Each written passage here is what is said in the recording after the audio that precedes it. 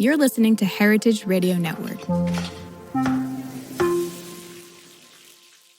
HRN is food radio supported by you. Learn more at heritageradionetwork.org. Hearst Ranch is a proud sponsor of the Heritage Radio Network. Learn more about Hearst Ranch at HearstRanch.com.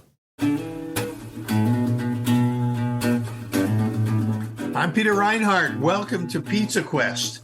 And today, a special Pizza Quest because we've got one of my favorite people, one of my favorite guests, Meathead Goldwyn, rejoins us on Pizza Quest. And we're going to talk about everything that has to do with, his topic, meat, grilling, barbecue. He's the author of Meathead, The Science of Great Barbecue and Grilling, best-selling book, really the go-to.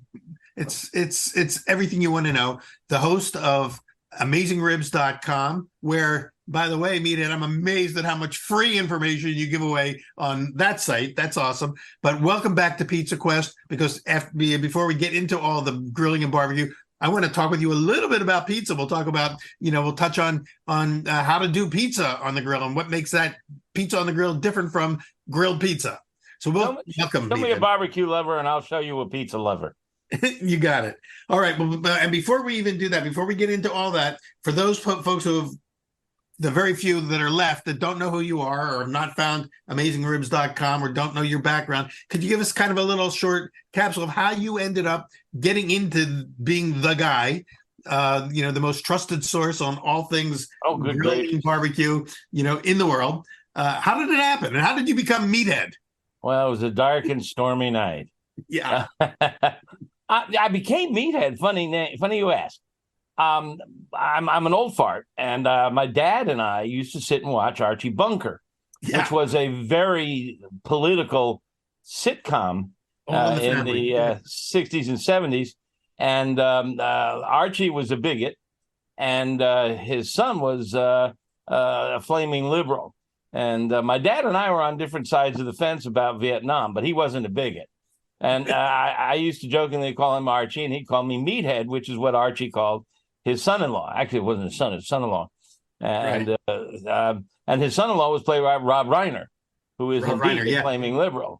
There's probably a few people. There's probably a small percentage of people who know what we're talking about right now. Many people, maybe, if you haven't ever seen All in the Family, get it on your streaming channels. Is one of the greatest. So Dad used to call me Meathead. And when I got into barbecue back in the 90s, I ran the food and drink section of AOL in the 90s. No kidding. And I was in the wine world. I was the wine critic for the Washington Post and the Chicago Tribune, and I ran AOL's food and drink section. And you needed a handle, so I was Meathead naturally, and it stuck. It all worked. And, the only ones who don't call me Meathead are my mother and my sister and my wife. And my wife has a few other choice names for me. Yeah, right. But I built AmazingRibs.com back in 2005 or so, and it rapidly became the most popular barbecue and grilling site on the internet, and Google fell in love with it, and it took off, and it became my day job within 4 or 5 years, and now it's by far, we have over 2,000 pages, as you said, of free content. Plus, we have a Pitmaster Club, which is a membership portion with over 16,000 members. It's the largest barbecue association in the world. And and we have a pizza section. It's nothing like what Peter and the serious pizza people do. But early on, I started trying to grill pizza. Yeah. And I wanted to write about it. And, of course, that's how I met Peter. Although, actually, I think we met virtually about pizza, but we met firsthand at a book signing in Georgia somewhere. In Decatur, Georgia, and we were doing a demo on the barbecue side and grilling, and I was doing one for a new book. I think it was my pizza book, and we hit it off, and we've been friends. And you've been interviewed on Pizza Quest before, and we keep running into each other and we share many friends. Bridget Binns is a good friend. In fact, I'm working on a new book, and Bridget is helping on it. So she sends her love. Well, thank you. Yes, I love her, and of course we've gone out together to eat in Chicago. When I'm in Chicago, you're based in Chicago. For those who don't know that, right. And everybody out there, guess where we went to eat? Pizza? No. Barbecue? No. No. Ethiopian. Ethiopian, right? Why not, right? Well, it was Neutral fun. ground, yeah. But it was a great meal.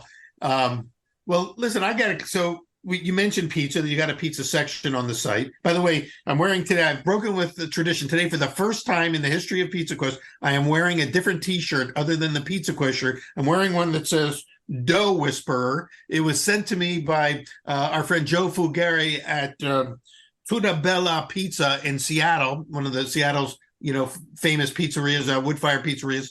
And he sent this to me, and I love it. Dough Whisperer. So now I walk out proudly, and maybe that could be instead of being Meathead, I'll be Dough Whisperer. Well, if I don't know if this is going to show, but my business card says, let's see if I can get it up here, Barbecue Whisperer. Barbecue, but there you go. See, well, maybe we should start a Whisperers Club. So, as a fellow whisperer, you mentioned that trying to figure out how to grill pizza on the bar. Now, some of us have been to the famous restaurant in Providence, Al Forno, which is known for grilled pizza. But you told me earlier that grilled pizza is really different from pizza on the grill. How would you differentiate those? Yeah, and that's again, I come at it without your expertise and background. But I wanted to differentiate between the two because in the barbecue and grilling world, the way most people had done pizza on the grill in the early days was like they do at Al Forno. And they were, of course, the great pioneers of pizza on the grill. And pizza on the grill versus grilled pizza. Pizza on the grill is where you make your dough, you roll it out, you oil it pretty good, and you throw it on the grill. You got to keep the heat down a little bit, and you toast it on one side. Then you flip it, top it, close the lid, and try to cook what's on top, and it comes in and you slice it up and it's delicious. And that's grilled pizza. That's grilled pizza, yeah. Pizza on the grill is when you make a real pizza. You roll out the dough in the kitchen, you top it, you put all your meats and cheeses and sauces on there. It goes on a peel, and then you cram it onto the grill, and it cooks simultaneously top and bottom, and then as a normal pizza does.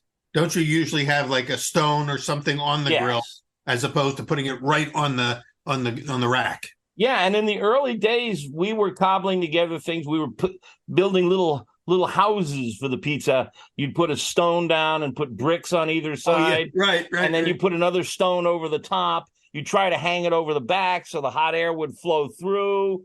And we were all doing that. And on my Weber kettle, I had good luck by lifting I would put it in a metal pan, a thin metal pan, and lift it up on bricks so it was closer to the dome. Because as you know, as all your listeners know, the hardest thing about pizza on the grill or grilled pizza is getting the top and the bottom cooked at the same time. I call it simultaneous pizza-gasm. Either you burn the bottom and the top is undercooked, or you burn the top and the bottom is undercooked. Right.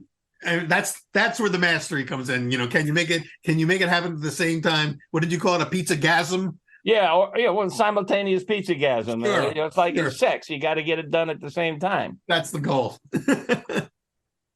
So how do you do it? How do you make it happen?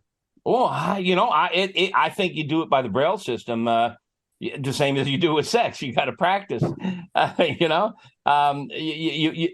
Everybody's grill, or now all these incredible pizza ovens that are on the market, you still have to dial them in. And, a slight difference in your dough and everything is off. You put a few extra scoops of sauce on top and everything is off. Right. And you don't want to serve raw sausage. You've got to get the sausage cooked. Pepperoni is less of a problem. So, it is, I think, far more intricate and far more of an art than barbecue. Well, it's interesting because, as you said, the little tricks like raising the pan closer to the dome of your grill is a trick. Now, what about the difference between doing it on a like a propane grill versus a charcoal grill? Yeah. And how do you? So let's just focus on the charcoal side. If you're going to be doing a charcoal grilled pizza, or either way, grilled or barbecue on the grill, how intense should those coals be? And how do you set that? All right. Well, again, it can really vary depending on your doughs and toppings, but my typical setup on a plain old Weber kettle, which you can still buy for $130. And that's how I first made my first pizza on a Weber. Yeah. I make a ring of hot coals around the rim. I put a few coals in the center to make sure that the dough cooks in the middle. But if you spread the coals out over the bottom, you're almost certainly going to burn the bottom of the crust. So I put them around the edge so that most of the heat comes up around the dome and it flows around with a convection air pattern. And I, as I say, I scatter a few under the center, but not many. And you got to play with it, because if you've got oil in your dough, it's going to behave differently than if you have a straight Neapolitan dough that has no oil in it. Then I stack bricks on the cooking grate, and I almost always do it on a metal pan, a thin metal pan. It can be a regular a rectangular sheet pan. My wife has these round ones that she learned to grill on. She's Italian American, and she's used those in her indoor oven for years. But I raise it up to get it closer to the dome in order to make sure the top cooks. Get that hot heat rises to the top, obviously, and then bounces back down from the dome. And anybody who's watched a real pizzaiola knows that they start the pie on the floor of the pizza oven. But often, as they check the bottom's done, and they don't think the top is, they raise it up on the peel. They hold it right up next to because a good pizza oven has that flame licking across the top. Right. So they call it doming the pizza. So they lift it into the dome, and then that intense heat, like in 5 seconds of doming, you can just char the whole top. Yeah. So, but that would be pizza on the grill. If you were doing grilled pizza and putting the dough directly on the grate, same system, the coals around the outside. Yeah, although I do that on my gas grill. It's easier to control the temperature on the gas grill than on the charcoal grill. Yeah. And you're really just toasting it. That's the whole thing. There's all this obsession over wood burning pizza ovens. I don't know if I want my pizza smoky. I don't think that that's a necessity. I think that, in fact, the greatest pizzas I've ever had don't have the smoke flavor.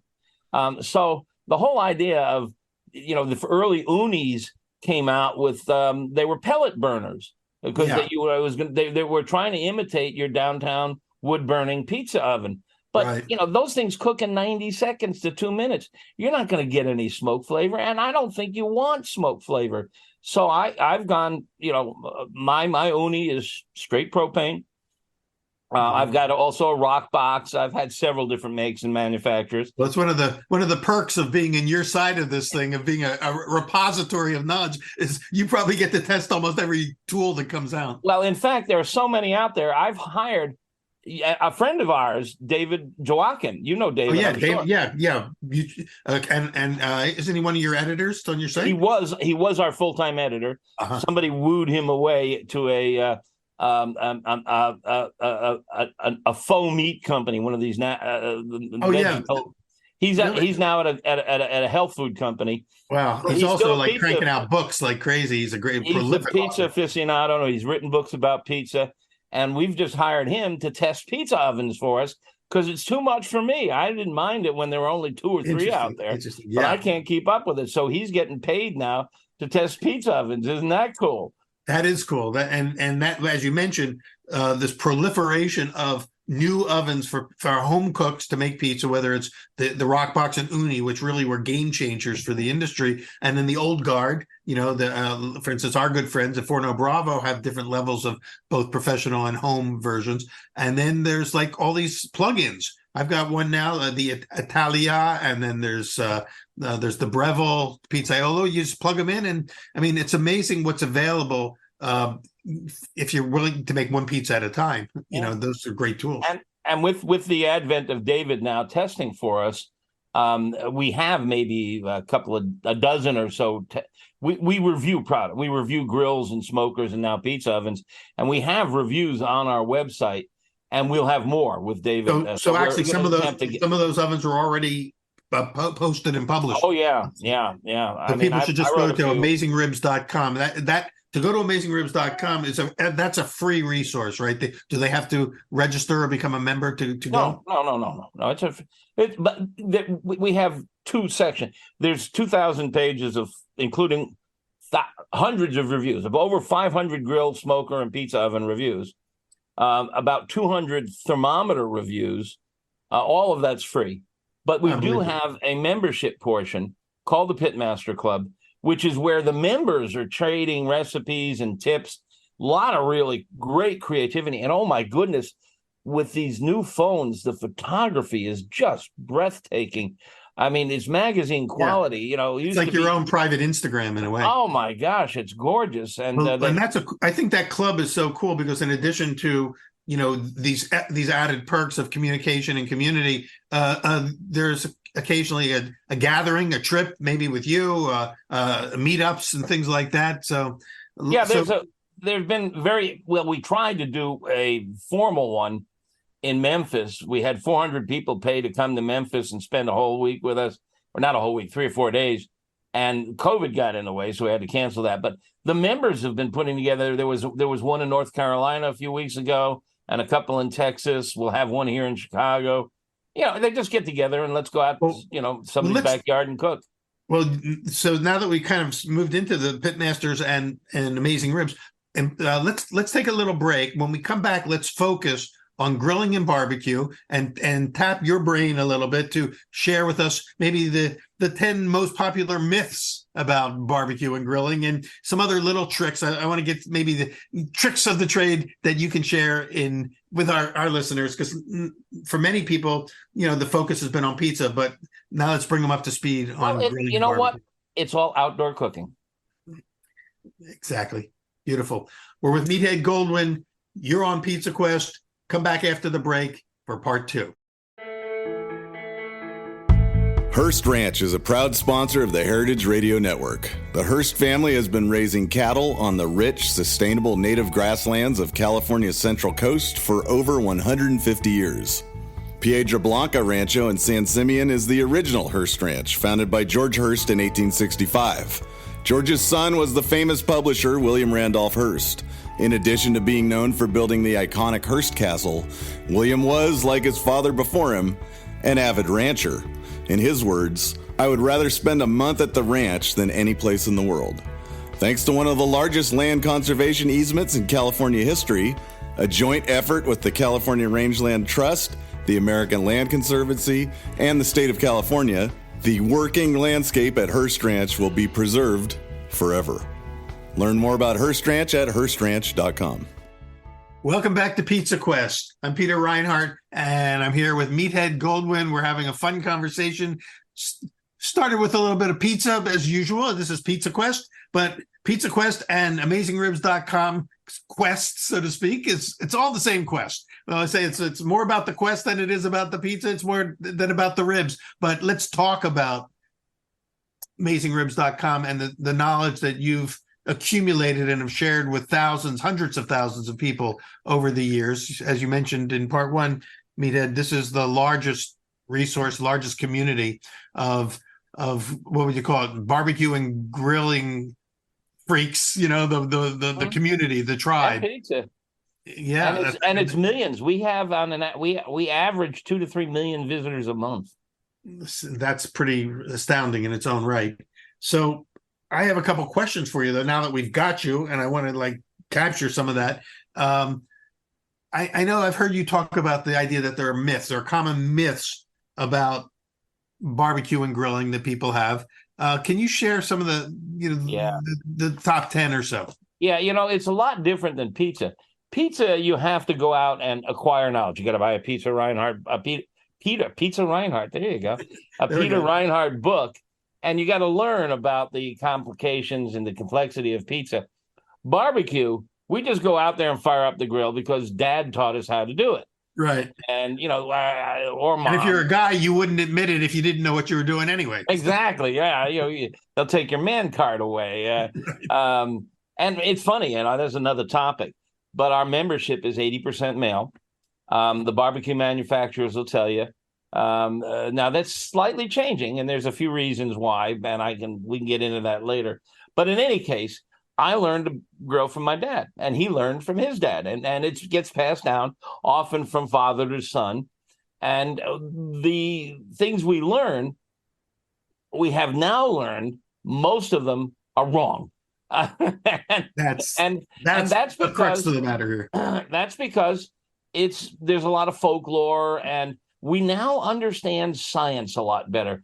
I did my master's in art, and I think there's a parallel here. In the art world, you have these movements, you have the impressionists, the post-impressionists, the fauvists, the modernists, and so on. Well, we're now in the culinary art world where the nerdists have taken over. Yeah. And you're one of them. And anybody who's watched Alton Brown knows he's one of them. Right. Kenji Lopez Alt is one. Christopher Kimball is. Our great godfather is Harold McGee. But the nerdists are the cooks among us who are different from, well, you teach at Johnson & Wales. You teach at a great culinary institution. I taught at Le Cordon Bleu. And most of the professors there learned from the traditional classic French chefs. And a lot of what they've learned is wrong. It's what's been passed down. Now, I mean, look, the French know how to cook. They know how to cook better than I do. The Chinese know how to cook. But a lot of us now have learned a great deal about the science of cooking and what happens. Because when you step foot into the kitchen or onto the grill, you're doing a physics and a chemistry experiment. And if you understand some of the physics and chemistry, which I go to great lengths to explore on AmazingRibs.com. And also in your book. Your book is loaded with great Yeah, the book is two halves. The first half is text. It's a science book. And the second half, and hopefully I convey it in lay terms, the second half is recipes that demonstrate the science. But there's so much science involved. I mean, at the very core basics, I can't tell you how many barbecue people I meet who don't use thermometers. Now, this is the simplest, easiest technology on the face of the earth. This is the year 2023. A digital thermometer that will tell you precisely the temperature of that steak in 5 seconds or less. You'll never waste money on an overcooked steak. How many of your listeners here, raise your hand, have gone out and served a steak dinner and people cut into it and it's overcooked and you just have to stand there at the head of the table and go, it kind of got away from me. I went to get a beer and, look at or it's undercooked. People or it's undercooked. Medium rare and it comes that's worse. Yeah. Undercooked chicken can send grandma to the hospital. There you go. A medium rare steak. And we know because of science, they have a gadget called the Warner-Brasler machine, which is an artificial tooth. And it presses up against the meat, and it tells you how much pressure it takes to shear the surface, and they can measure the amount of moisture. We know in that range, 130 to 135 Fahrenheit is medium rare, and at that temperature, a steak is generally most delicate, most juicy, most flavorful, and so that's your target, 130 to 135. Poking it with your finger. They have websites that should know better. I've seen important culinary websites who won't go. I won't name, who keep telling you. You poke it with if your fist is open. Right. If your fist is open, that's medium rare. And you thumb and your forefinger. Right. Yeah, or you touch your nose. I mean, for crying out loud! I'm a little overweight. My fist is different than my wife who exercises. A sirloin steak feels different than a filet mignon. So you can't translate from one to the other. A digital thermometer. And you talk about myths. People complain, well, it'll let all the juices out. No, an 8-ounce filet mignon, that's your typical filet mignon, is 75% water. That's 6 ounces of water in a filet mignon. Stab it with a thermometer half a dozen times, and if you lose a half a teaspoon out of 6 ounces, you're never going to notice it. In fact, while it's cooking, it's going to lose 15 to 20% or more due to evaporation and drip loss. So don't worry. Poke it all you want. Get that filet mignon or that ribeye or whatever you cook to exactly the right temperature, and have your guests enjoy the meal. So Digital thermometers is the most important thing I can teach anyone who's getting serious about grilling. You'll never overcook or undercook. And we talked about undercooked chicken. Back in 2014, Consumer Reports bought 300 chicken breasts around the country, had them tested, and 90% had pathogenic bacteria. And of that 90%, half of them had antibiotic-resistant pathogens. Now, they all die if you cook them to a safe temperature, 160 to 165, nothing to worry about. So in other words, you're going to get bacteria, whether you like it or not. Most of the time, you're going to buy stuff. And so, but cooking is the real antidote, and the safety measure is cooking it properly. Yeah, my wife is a PhD microbiologist, and she worked in food safety for the FDA. And she says the term that they use is cooking is the kill step. The kill step. Because there are many steps in food processing. Cooking is the kill step. Cooking kills.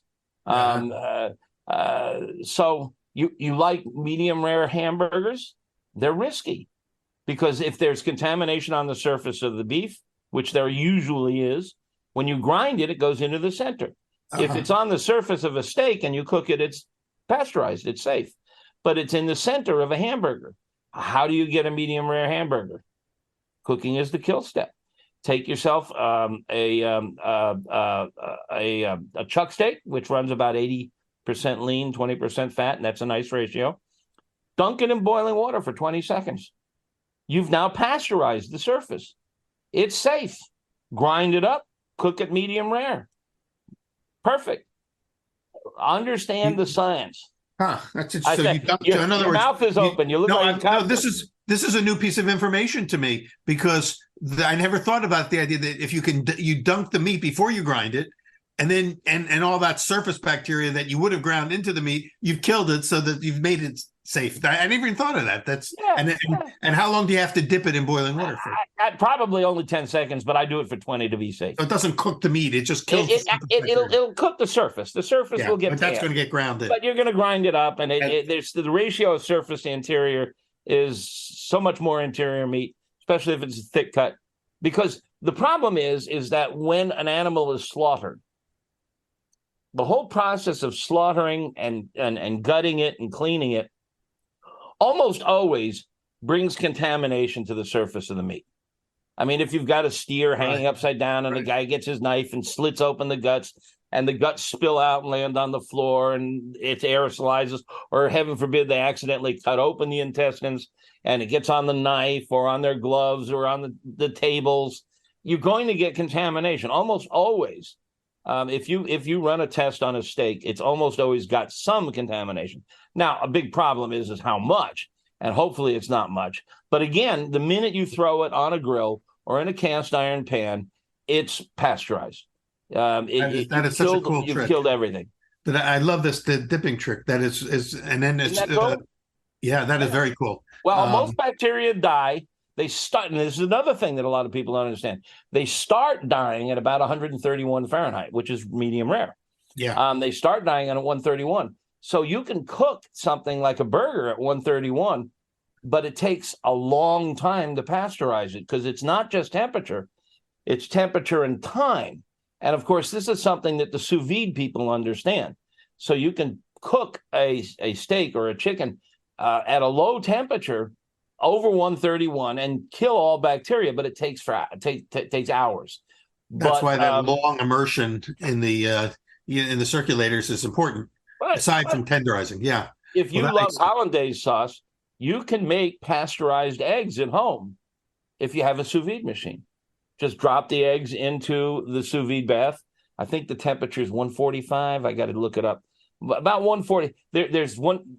The whites harden at one temperature and the yolks harden at a different temperature. Right. I think it's 145. Somebody really needs to know. Drop me an email, meathead@amazingribs.com, or wait for my next book. It'll be in there. But wait, before you don't leave that, you're working on a new book. I know that when I on your site, you have a number of books already out that I don't even know about, right? You have books on specific chickens, or I've done a bunch of ebooks. They're ebooks, okay, but they're short and focused. Okay. I've done chicken, turkey, steak, Yeah. I've got a good one on sous vide Q. I call it sous vide Q because you start sous vide, and if you've done sous vide, it comes out of the bag, it's ugly. But if you throw it on the barbecue or the grill or the smoker, you can get beautiful flavors and color. And that's my Maillard reaction. So I've got one on sous vide Q and steak and chicken and turkey and brisket. And they're all ebooks. They're $3.99 on Amazon or Apple. And if you join our Pitmaster Club, you get them for free. Oh, there you go. So another perk for being part of the. And in fact, if you buy one of our rubs and sauces, there's a QR code, and you can you can download one of the ebooks for free too. So just before we forget, I'll say it one more time for folks to write this down. If you want to be in the Pitmasters Club, it only costs what a year? It's $34.95. So for $35, you can join the Pitmasters and get a lot of perks, including a whole bunch of books that would have cost way more than $35. Yeah. So all this knowledge comes your way. We did the math. I think there's like $76 worth of freebies. Plus, wait, there's more. This is cool. We had a bunch of manufacturers offer discounts to our members, so that's very cool. All right, so that's sort of the public service announcement part of it. Before we run out of time, I want to run through real quick a few more myths with you. So let me ask you a couple other things. That was a keeper right there. Mm-hmm. Tell me, what do I need to know about beer can chicken? Is it a thing? Is it over? Is it real? Is there a value to it? What? Well, first of all, before I break the hearts of all the beer can chicken lovers out there, let me tell you that your beer can chicken is wonderful. And the reason it's wonderful is it's roast chicken. It's roast chicken. Roast chicken is always wonderful. God almighty, whether you're cooking indoors, outdoors, or whatever, it's roast chicken. It's fantastic. But the beer can has nothing to do with it. Beer can does the beer have anything to do with it? Does the beer itself, or can it be water in the can? Well, first of all, let's talk about chicken is done at 160 to 165. What temperature does beer evaporate at? 212. It's water. Yeah. It's mostly water. So the beer is not going to evaporate. You can stick it up that chicken's butt all you want, and unless you immolate that chicken all the way up to 200 degrees, at which point it'll be black, there's no beer evaporating. And you've stuck it up the butt of the chicken, so the top of the can is exposed only to a very small amount of area in the shoulders of the top of the chicken. And even if there was any evaporation, it would only touch a small area of the chicken. Now, there's no interstate highways inside of a chicken that run from the shoulders down to the breast, down to the drumsticks. You can't get that fluid down through. It just doesn't go anywhere. In fact, the chicken is fully saturated. It's loaded with water. There's no room in there for beer. You could take that chicken and put it in a vat of beer overnight, and it might gain 2 to 3% of weight because it's fully saturated. It's like a sponge. The beer can't get in. And then who on earth wants their chicken to taste bitter like beer? Yeah, why would you want to do that? Chicken. And so the other thing is you've got a metal can. There's no way for the beer to go sideways through the sides of the metal can. So it just doesn't work. And what is the best flavors that we develop on the grill or in the oven? The brown flavors. It's caused by a chemical reaction called the Maillard reaction. Yeah. And you brown the outside of the chicken, but you're not browning the cavity when you got a beer can in there. I was going to ask about that because it almost acts like an impediment. Yes, it's like putting a condom in there. Now, if you take the chicken and cut it open and spatchcock it or butterfly it, or break it into 8 parts, now you can brown it on all sides. And if you do, it cooks faster. And if it cooks faster, there's less moisture loss. There you go. So, I mean, I don't do a whole chicken anymore. Sometimes I'll do a rotisserie chicken, but most of the time I break it up because thigh meat and drumsticks are brown meat and dark meat is best at around 170 and breast meat is around 160. So if you break it up and you have a good digital thermometer, yeah. By the way, we have an electrical engineer who tests digital thermometers on AmazingRibs.com. And we don't sell anything. We don't sell any thermometers, grills, or anything. All our product testing, we just tell you where to go to buy it. But those thermometers, now you can test the breasts and the thighs and take them off when they're optimum temperature and brown them on all sides, cook them faster, It's just far superior to the beer can chicken. But it does. Beer can chicken does look cool. It is cool. It's cool. fun. I think it's a great gathering point. And when it first came out and became a thing, it was a great conversation starter. But right from the beginning, I'm thinking, before I even knew anything about food science, I'm thinking, is this really work? Is this the best way to do it or not? But it is kind of cool to be able to stand them up like that. All right. Yeah, I mean, it looks like a little Buddha, and you can cross its leg. Yeah, right. Yeah, you put on a show, a great puppet show. A couple other questions that I have, again, for people who, the members, the long-term members who follow you know the answers to a lot of these things. But for a lot of us who are still kind of rising in our knowledge base, what about, how important is a marinade, and what do marinades do, and what's a fat? Really, boy, you're really getting to the core questions too. Again, remember, meats are about 75% water, and most meats are fully saturated. Unless they've been dried or dehydrated, there's no room for liquid in there. Okay. So you can soak meat in a marinade, and not much is getting in. Now, there are a couple of things. First of all, molecules are huge. Oil, meat is water, oil and water don't mix. So typically your marinades are a vinaigrette, which has oil in it. That oil can't get in. It's oil and water don't mix. Garlic, sugar, pepper, all these molecules are huge. They can't get in. There are cracks and crevices, microscopic cracks and crevices in the surface of meat. So they can get in there. But they don't go more than, say, a 1/16 of an inch. You can marinate a chicken breast overnight, grill it up, slice it open, and take a core sample, and you won't taste any marinade. It can't get down into the core sample. Now, it is a surface treatment, and it will flavor the surface. And so as you chew it, the flavor from the surface will mix with the center. But none of that stuff gets into the center of the meat. So those of you who take your Thanksgiving turkey and get a big beer cooler and fill it with apple juice, black pepper, garlic, onion powder, paprika, salt, and everything, are wasting money. If you want those flavors on your turkey, sprinkle it on. Just take the jar and sprinkle it on. Now, there's one exception, and that's salt.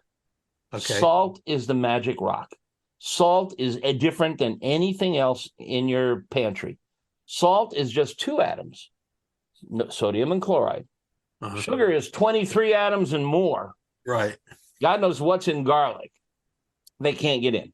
But salt, when it gets wet, and it does get wet on the surface of the meat, it gets an electrical charge called ionization, and it can actually penetrate, and it can go deep. It can go to the center. It's slow. It takes time. So if you've got a 2-inch thick steak, it might take 2 or 3 hours if you salt it for the salt to get to the center. Once it gets to the center, though, it starts doing some cool stuff. Salt actually alters the shapes of proteins, and it actually makes protein hold on to moisture better. And the other cool thing about salt is it amplifies flavor, and it amplifies it without altering it. Garlic alters the flavor, but salt just turns up the dial to 11, and it helps hold on to moisture. So you do want to salt. Now, you don't need much. Our rule of thumb is half a teaspoon of Morton's coarse kosher salt per pound of meat. And I use Morton's coarse kosher salt not because they paid me. They didn't pay me a penny. It's just that we wanted all of our recipes to have the same salt. So all of our recipes are standardized on Morton's coarse. And one of the reasons we did that, because it's easy to grab it and pinch it with your fingers and sprinkle it, and because there's no additives in it. So the coarse, and because it's coarse salt, it's not as concentrated as if it was table salt. Right. Yeah, it's about table salt is about 50% more roughly salinity than kosher salt, Morton's kosher salt. And there's a difference between Morton's kosher salt and Diamond kosher salt. And we have a table on AmazingRibs.com that gives you the formulas to translate. So if you've encountered a recipe that says use Diamond kosher salt and all you have is Morton's, you can do a translation from the You table can on adjust outside. accordingly. Yeah. But salt's the magic rock, and salt will This raises a penetrate. question, though. It sounds like from what I'm taking away from what you just said is I'd be better off, for instance, for my turkey, doing a salt rub than a brine. Yeah, Is that true? We call it a dry brine. A dry brine. I'm pretty sure I'm the one who coined the term dry brine years ago, because everybody was dunking it in a bucket full of liquid. All you need to do is the night before, because there's a lot, turkey breasts are thick and it takes a while for the salt to get in the center, is just get your salt out, whatever type of salt you want, and sprinkle it on. Sprinkle it heavier on the breasts, less on the drumstick and wings.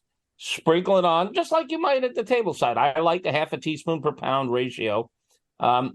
And then pop it in the fridge, and it will do its magic.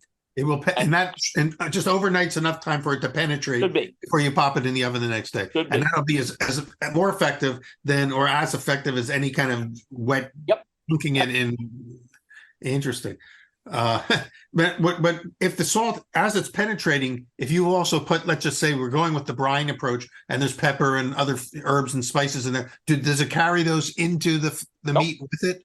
Nope. Well, that's an they important stay on the surface. They stay on the surface, which is fine.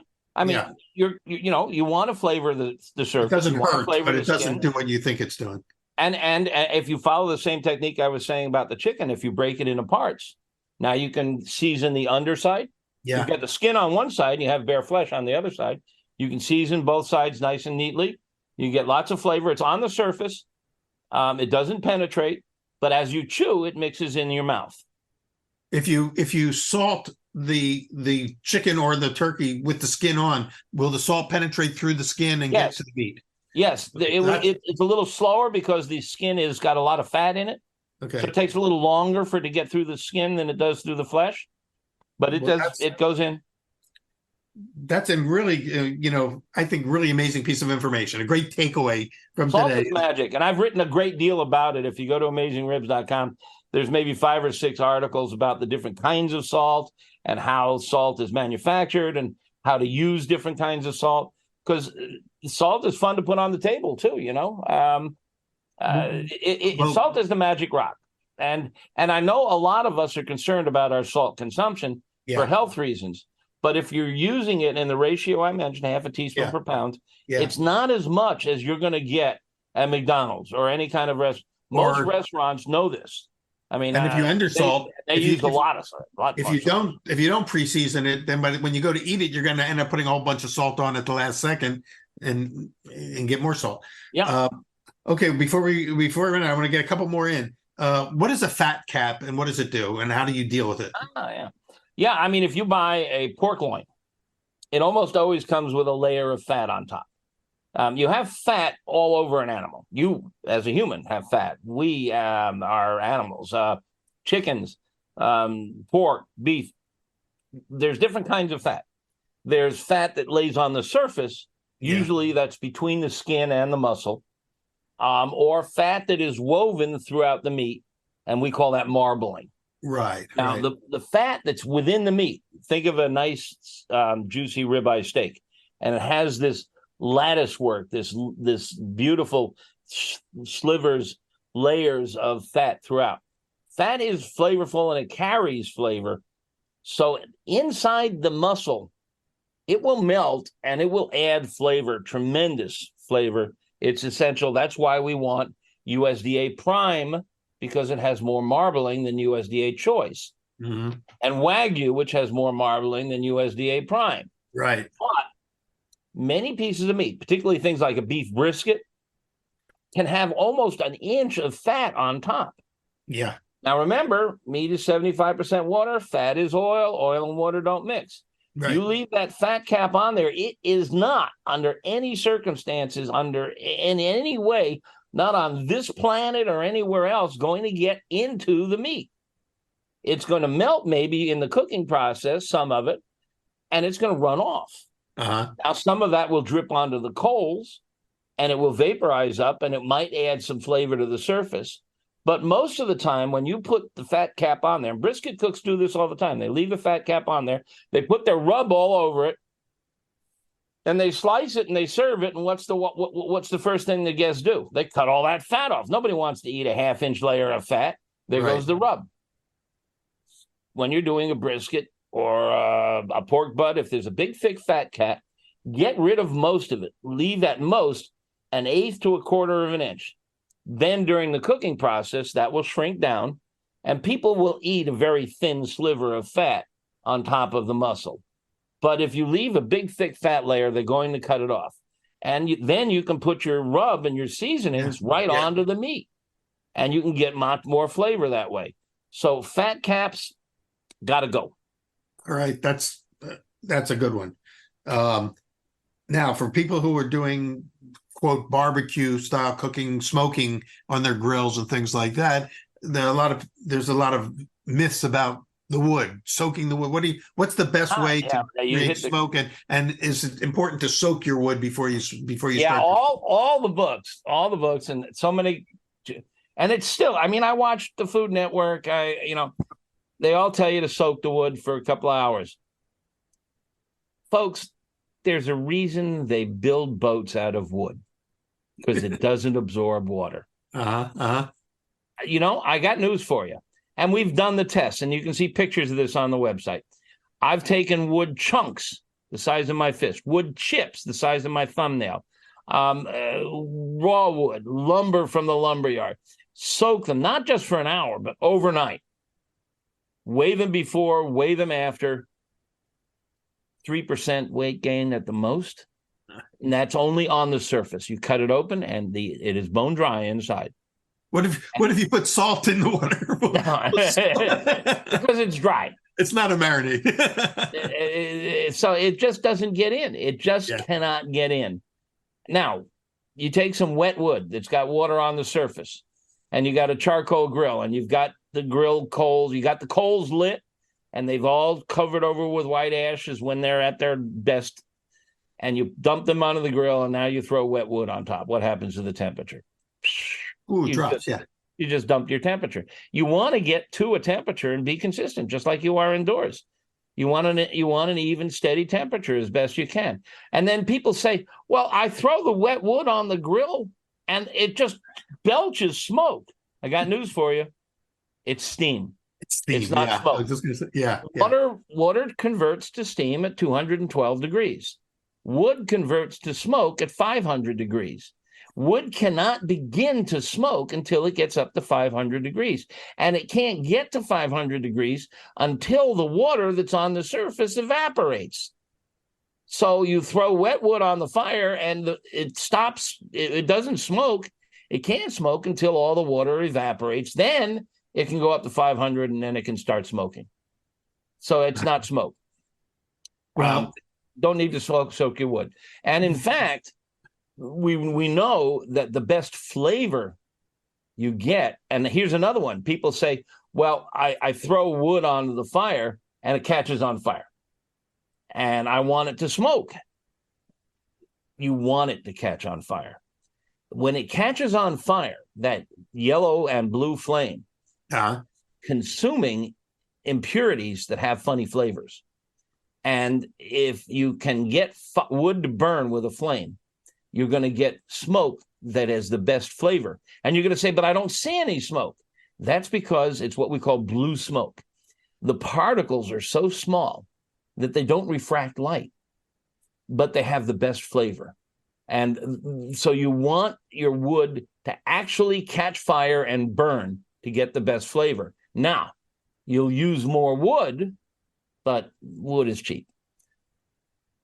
This is amazing. So basically, you've just given us a master class of golden nuggets, and I'm sure there are many more that we haven't even touched on, right? In the book, in the book Meathead: The Science of Great Barbecue and Grilling, but also for free. The gateway drug into the book is AmazingRibs.com, where everybody can get this knowledge for free. I know that I've used the index there and the search engines to ask specific questions. It's a phenomenal resource.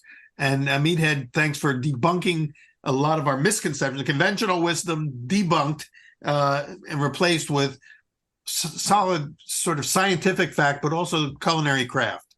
And it sounds like that's what's driving you is to bring those two worlds together. We get a lot of letters from readers, and most of them read something like this: "You changed my life." and it makes it worth it, doesn't it? When I was in high school and college, I thought, I'm going to change the world. I'm going to become an important politician or a doctor. And I had no idea that I would change the world by teaching people how to grow. But it's really happened. I get letters from people saying, when I came home from work today, the kid said, "Mom, can Dad cook?" That is so cool. That's great. That's great. And feeding people is an act of love.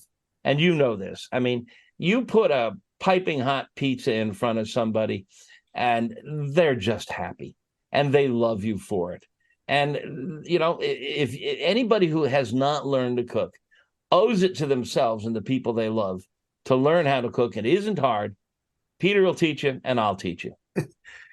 Well, Meathead, thank you so much. It's been fun as always. It's like it always ends up at the end of our conversations with sort of love becomes the real theme of our conversations. Hugs. Yeah. So I look forward to seeing you in person next time we can be in the same place at the same time. Yeah.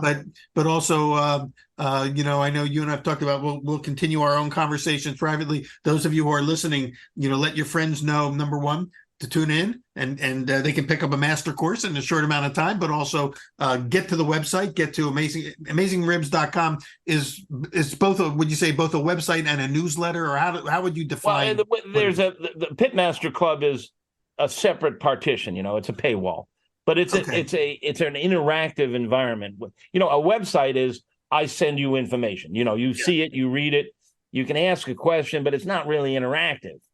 The Pitmaster Club is very interactive. It's members talking to each other back and forth, what we used to call message boards. And you can take a 30-day free trial.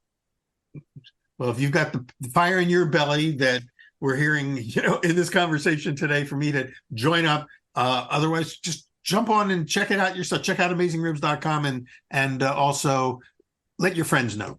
Yeah, and there's pizza content in there. It's not up to your level, but there's a lot of our members are serious about pizza.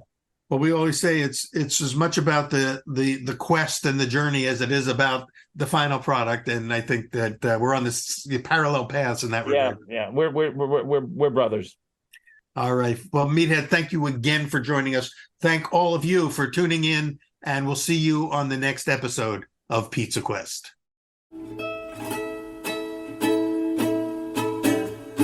Pizza Quest is powered by Simplecast. Thanks for listening to Heritage Radio Network, food radio supported by you. Keep in touch at heritageradionetwork.org/subscribe.